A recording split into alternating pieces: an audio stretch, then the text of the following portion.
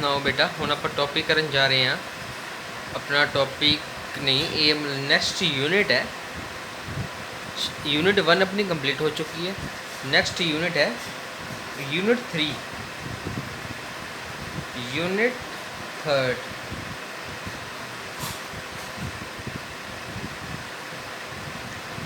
ये नाम है मैट्रिक्स। मैट्रिक्स यूनिट 3 है अपनी मैट्रिक्स। ठीक है, हुण मैट्रिक्स की होंदी है? Matrix is the combination of rows and columns। हुण बेटा मैट्रिक्स की होंदी है? मैट्रिक्स होंदी है कंबीनेशन होंदी है रोज़ ते कॉलम्स, जिहदे विच रो भी होंदे ने ते कॉलम भी होंदे ने। ठीक है, फॉर एग्जाम्पल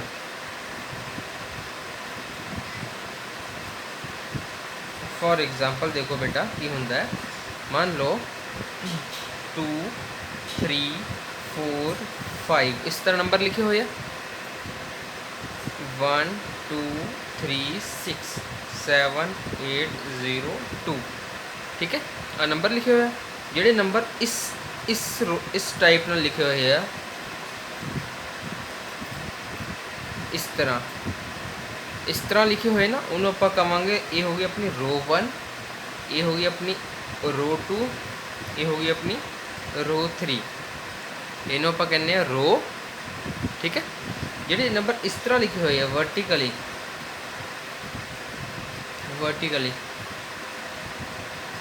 इन्हों आप कहने कॉलम 1, कॉलम 2, कॉलम 3, कॉलम 4। जिहड़े इस तरह लिखे जाते उन्होंने आप रोज़ कहने और जिहड़े इस तरह लिखे जाते हैं उन्होंने आप कॉलम कहने। ठीक है, ये आप कह सकते हैं हॉरिजॉन्टली लाइन्स वो होंदी है रोज़, या आप कह सकते हैं वर्टिकली लाइन्स वो होंदी अपना कॉलम्स। ठीक है, आ होंदी है हॉरिजॉन्टल लाइन्स जिहड़ी सीधियां होंदी ने वो होंदी है रोज़, जिहड़ी वर्टिकल लाइन होंदी है वो होंदी है कॉलम्स। ठीक है, समझ लगे मैट्रिक्स की होंदा मैट्रिक्स। ठीक है, तो हुण देखो ये तो मैं तुहानूं दस्सिया कि matrix combination rows and column. हुण मैट्रिक्स लिखना किवें है? देखो मैट्रिक्स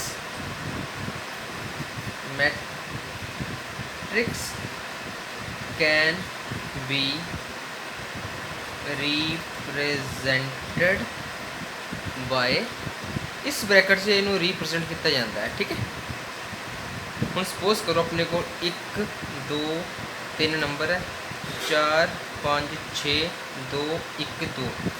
ये सारे नंबर नू इस ब्रैकेट में लिख दोगे तो ये मैट्रिक्स बन जाएगी। ठीक है, ठीक, तो कुछ भी हो सकता है ए कि कोई भी नाम दे सकते मैं A B C कुछ भी नाम। ये होंदी है मैट्रिक्स। हुण देखो ये ऑर्डर किवें चेक करते हैं? देखो ऑर्डर ऑफ ए मैट्रिक्स, ध्यान नाल देखो ऑर्डर ऑफ ए मैट्रिक्स किवें चेक करते हैं? ये की होंदा है M रोज़ होंदियां है इनटू N कॉलम्स होंदे ने। जो पहला लिखे जाएगा वो रो लिखा जाएगा। देखो ये कितनी रोज़ है? 1 2 3, 3 रोज़ मतलब M की वैल्यू 3 इनटू कॉलम्स कितने ने? 1 2 3, 3 कॉलम है। तो यदा ऑर्डर होगा 3 क्रॉस 3। ठीक है, ऑर्डर ऑफ मैट्रिक्स कितना हो गया? 3 क्रॉस 3। ठीक, एक और एग्जाम्पल आप समझते हैं। सपोज करो अपने को मैट्रिक्स दिखती है 1 2 3 3 2 7। हुण इहदा ऑर्डर कितना होएगा? ऑर्डर कितना होएगा? मैं ऑर्डर की समझाया सी, उन रो कितनी है तो कॉलम कितनी है वो ऑर्डर है। पहला रो कितनी है? R1 फस्ट रो, आ होगी सैकेंड रो, मतलब 2 रोज हो गई क्रॉस कॉलम कितने हैं 1 2 3 3 कॉलम है।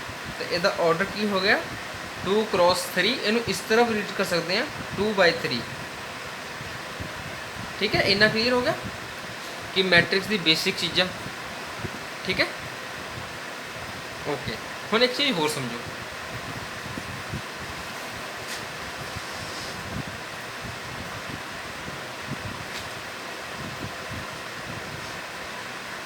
देखो जिवें आप लिखिया मैट्रिक्स, सपोज करो अपने को ए मैट्रिक्स है 1 2 4 5 6 7 2 1 3।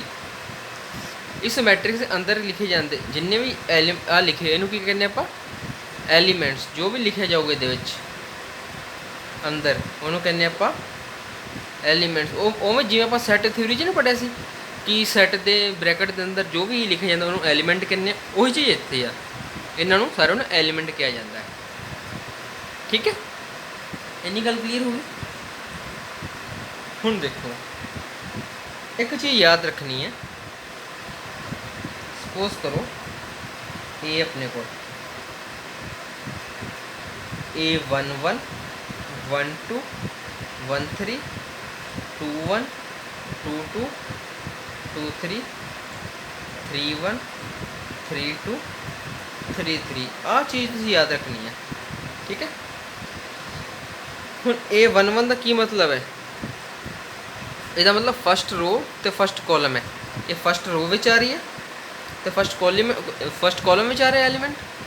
A1 1 की है मतलब फस्ट रो फस्ट कॉलम, फस्ट रो च आ रहा है तो आ फस्ट कॉलम च आया। ठीक है, A1 2 का की मतलब है, ये फस्ट रो, ये जो एलीमेंट है फस्ट रो में आ रहा है तो सैकेंड कॉलम में आ रहा है।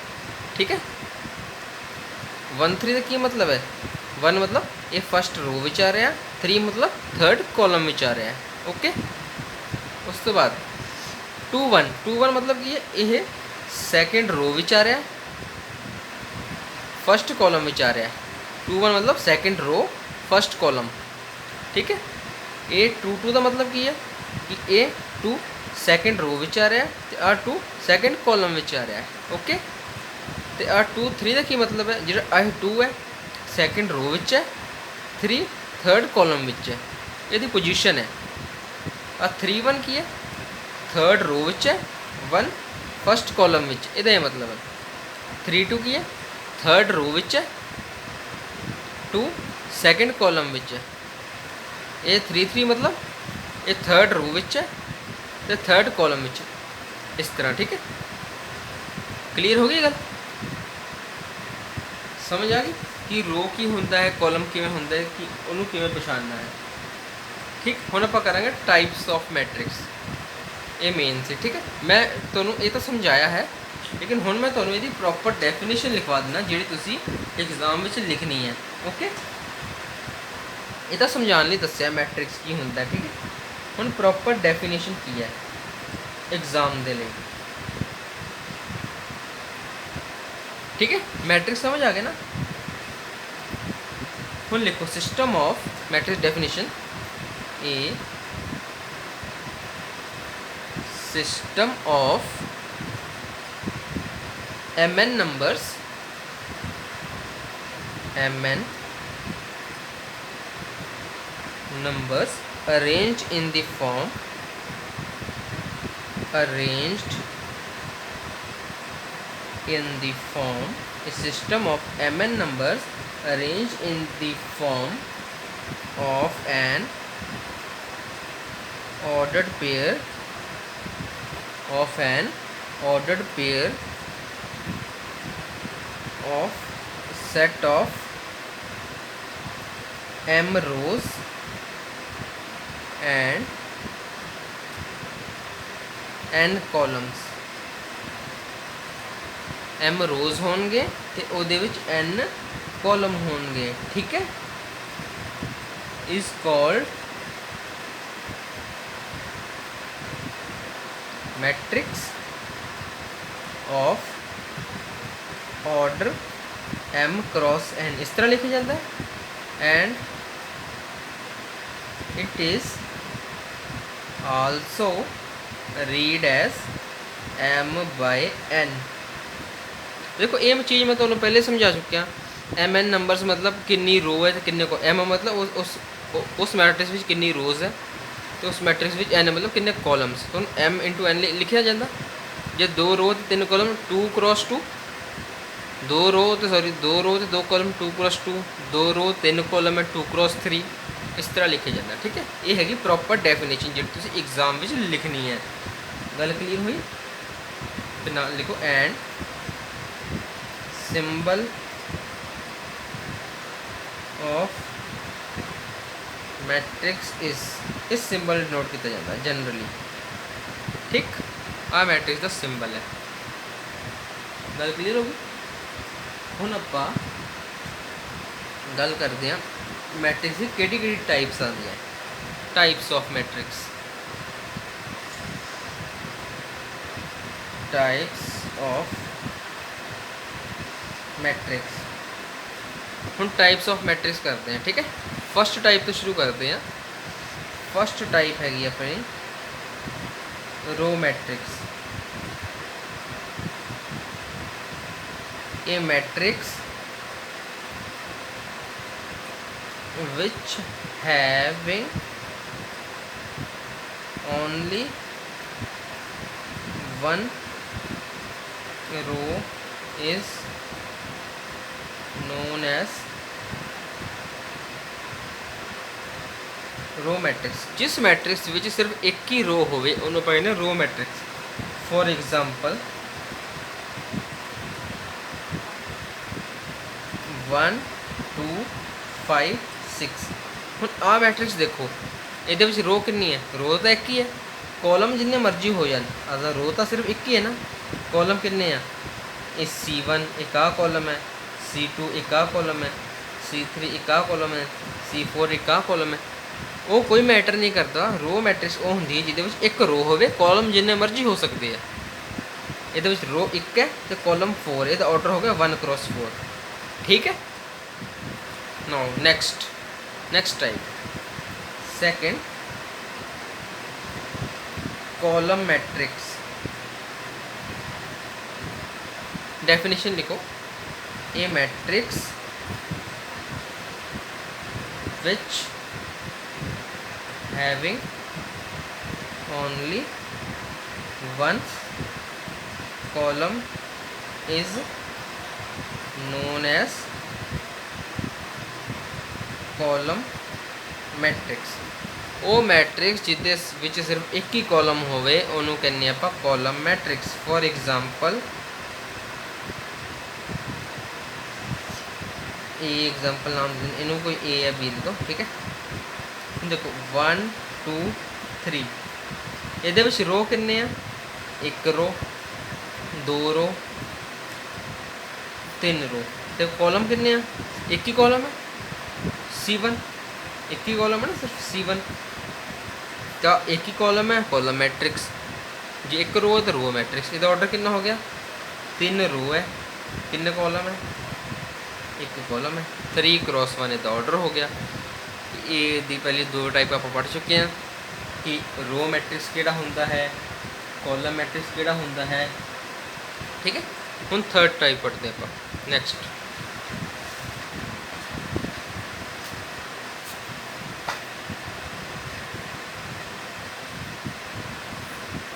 थर्ड टाइप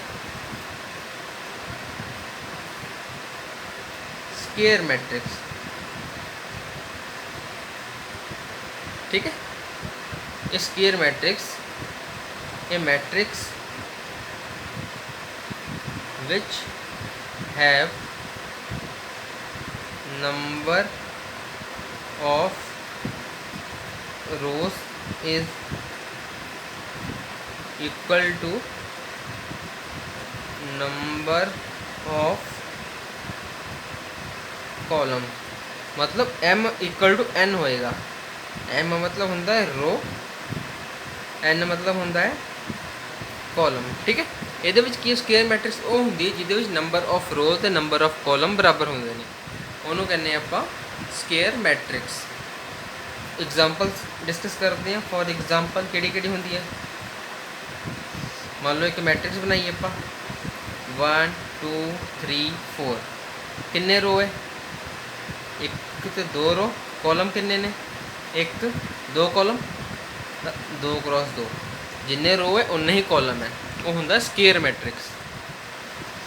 एक होर मैट्रिक्स एग्जाम्पल लेने 1 3 4 5 2 4 3 2 1, ये किन्ने रो है 1 2 3, 3 रो है, कॉलम किन्ने 1 2 3, 3 रो है तो 3 कॉलम है, ये हो गया अपना स्केयर मैट्रिक्स। गल समझ आई। स्केयर मैट्रिक्स की होंदा है, वो मैट्रिक्स जिहदे विच नंबर ऑफ रोज ते नंबर ऑफ कॉलम्स बराबर होंदे हैं। Now next type, fourth type है रेक्टेंगुलर मैट्रिक्स। रेक्टेंगुलर मैट्रिक्स, ठीक है, a matrix which have number of rows is not equal to the number of column। ਹੁਣ ਇਹਦੇ 'ਚ ਕੀ ਹੁੰਦਾ, ਨੰਬਰ ਆਫ ਰੋਜ਼ ਤੇ ਨੰਬਰ ਆਫ ਕਾਲਮ ਬਰਾਬਰ ਨਹੀਂ ਹੁੰਦੇ, ਠੀਕ ਹੈ, ਮਤਲਬ m ਤੇ n ਕਦੇ ਬਰਾਬਰ ਨਹੀਂ ਹੋਣਗੇ, ਉਹਨੂੰ ਆਪਾਂ ਕਹਾਂਗੇ ਰੈਕਟੈਂਗੂਲਰ ਮੈਟ੍ਰਿਕਸ, ਜਿਹਦੇ ਵਿੱਚ m ਤੇ n ਦੀ ਵੈਲਿਊ ਇਕੁਅਲ ਨਹੀਂ ਆਏਗੀ, ਰਾਈਟ। ਹਾਂਜੀ, ਹੁਣ ਇਹਦਾ ਮੈਂ ਆਪਾਂ ਥੋੜੀ ਐਗਜ਼ਾਮਪਲ ਡਿਸਕਸ ਕਰਦੇ ਹਾਂ ਕਿ ਕੀ ਹੁੰਦਾ ਹੈ, ਇਹਦੀ ਐਗਜ਼ਾਮਪਲ ਬਾਰੇ ਪੜ੍ਹਦੇ ਆਪਾਂ ਕੀ ਹੁੰਦਾ ਹੈ। ਦੇਖੋ example,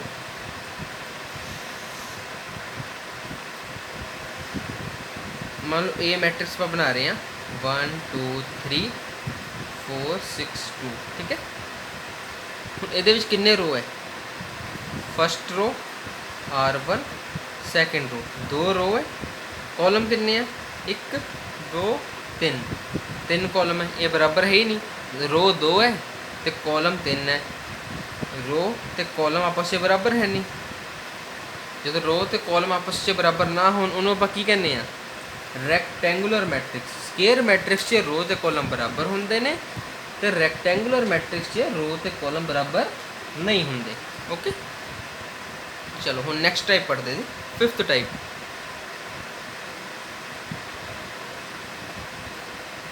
zero matrix.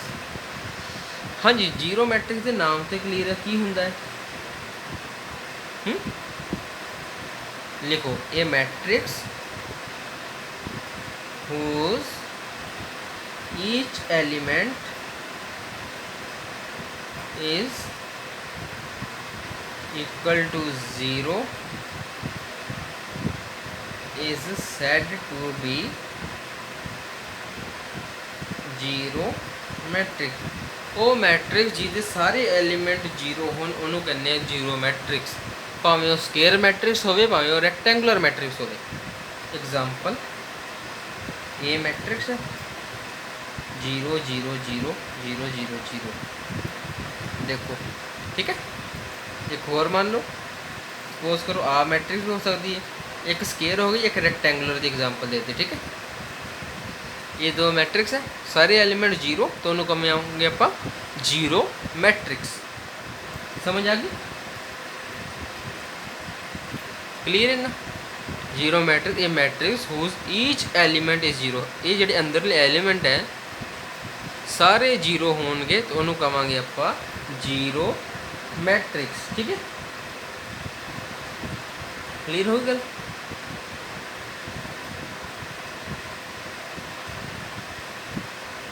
Next type पढ़ते हैं, सिक्स्थ टाइप।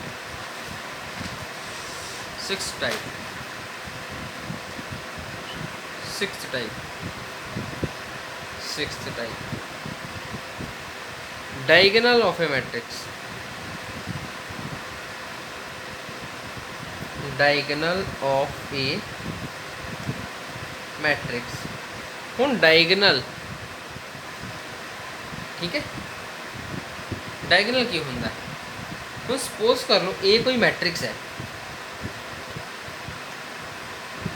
ए कोई मैट्रिक्स है अपने को, ए मैट्रिक्स है, सॉरी ए कोई मैट्रिक्स जिदा ऑर्डर की है m क्रॉस n का ऑर्डर है, ठीक है।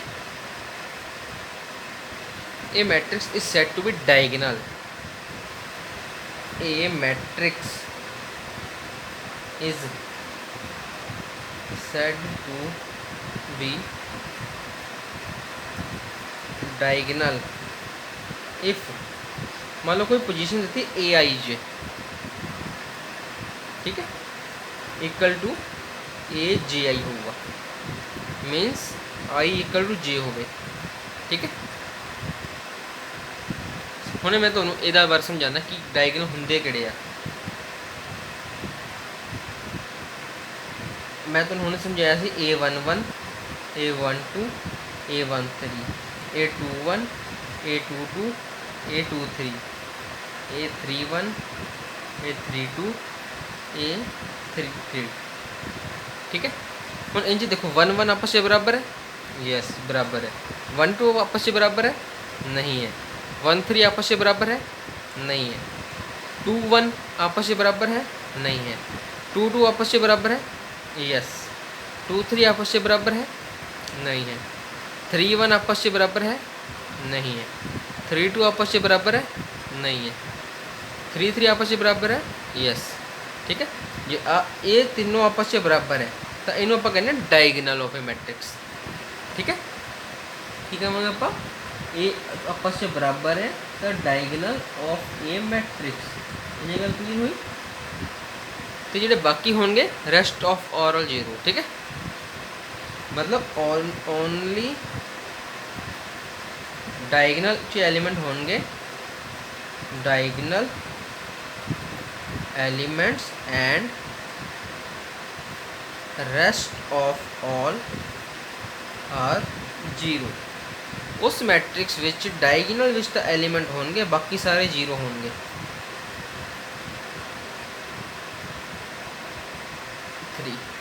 ठीक है।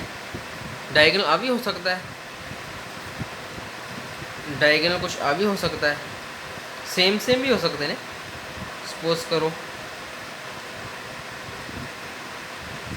सिर्फ डायगोनल विच एलिमेंट मिलने चाहिए, कुछ भी मिलन, ठीक है, भावें सेम होन भावें डिफरेंट होन, तो उन्होंने आप कहने डायगोनल मैट्रिक्स। दोबारा समझ लो, डायगोनल मैट्रिक्स की होंदा है, कोई मैट्रिक्स है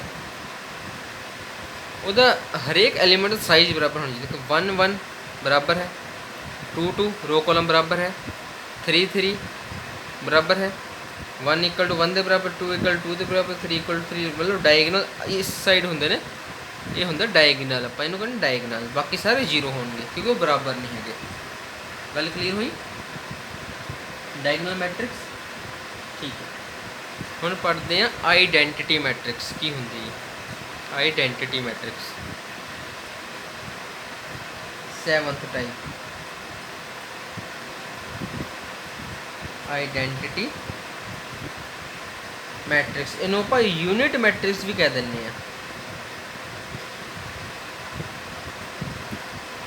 a matrix is said to be identity matrix whose diagonal element is equal to 1 and rest of all 0, rest of all are 0 and it is denoted by I, ठीक है। गल समझो, पहला आई नाल डिनोट करना है।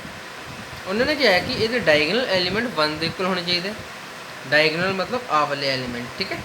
आ भी 1 होना चाहिए, आ भी 1 होना चाहिए, आ भी 1 होना चाहिए, बाकी सारे 0 होने चाहिए, ठीक है। ठीक, इन्नी गल क्लीयर होगी। तो इतने कि नाल एक चीज़ होर लिख लो, ये हमेशा स्क्वेयर मैट्रिक्स होना चाहिए। आइडेंटिटी मैट्रिक्स होएगी हमेशा स्केयर मैट्रिक्स, रो कॉलम आपस में बराबर होने चाहिए, 3x3 ना, वो होएगी आइडेंटिटी मैट्रिक्स। ठीक है, number of rose number of columns बराबर होने चाहिए, ये निकल क्लियर होगी।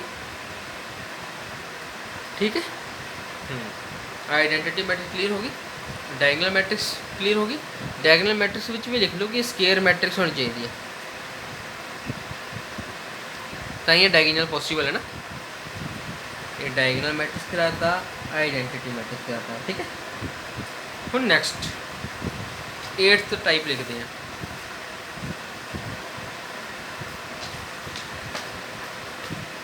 आप लिखते हैं triangular matrix 8th।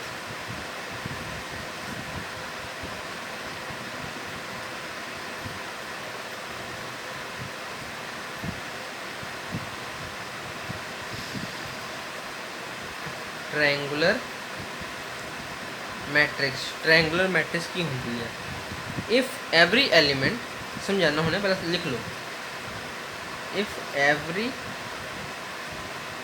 Element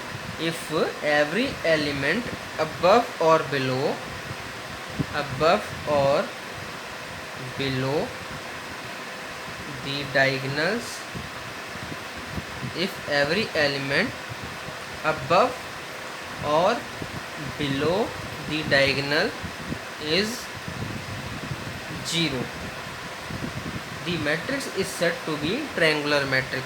The matrix is said to be triangular matrix. ठीक है, मतलब डायगोनल के नीचे भी 0 हो तो डायगोनल के ऊपर भी 0 हो, उन्होंने कहते हैं ट्रायंगुलर मैट्रिक्स। एग्जाम्पल देखो, ये वही है डायगोनल मैट्रिक्स की तरह ही है। सपोज करो इतने 1 0 0 0 4 0 0 0 6 आ एलिमेंट है, देखो आ डायगोनल है, कहने का मतलब कि इन्हें डायगोनल के अबव वाले 0, उपरले 0 है, डायगोनल के बिलो भी 0 है, तो उन्होंने कहेंगे आप ट्रायंगुलर मैट्रिक्स। मतलब जो नीचे ट्रायंगल बनूगी, एक ऊपर बन रही ट्रायंगल बन रही है। ठीक है, उन्होंने कहने आप ट्रायंगुलर मैट्रिक्स। गल क्लीयर होगी, डायगोनल नीचे 0 तो डायगोनल ऊपर 0, वो होंगी है ट्रायंगुलर मैट्रिक्स। ठीक, हुण इहदे विच 2 टाइप्स होर निकलते हैं। ट्रायंगुलर मैट्रिक्स के 2 पार्ट हो रहा है, एक हैगा अपना अपर ट्रायंगुलर मैट्रिक्स। अपर ट्रायंगुलर बारे समझ लो पहला। ठीक है, देखो एक ही कहता है if a i j equal to 0, if a i j equal to 0 जदों i is greater than j, i greater than j is called upper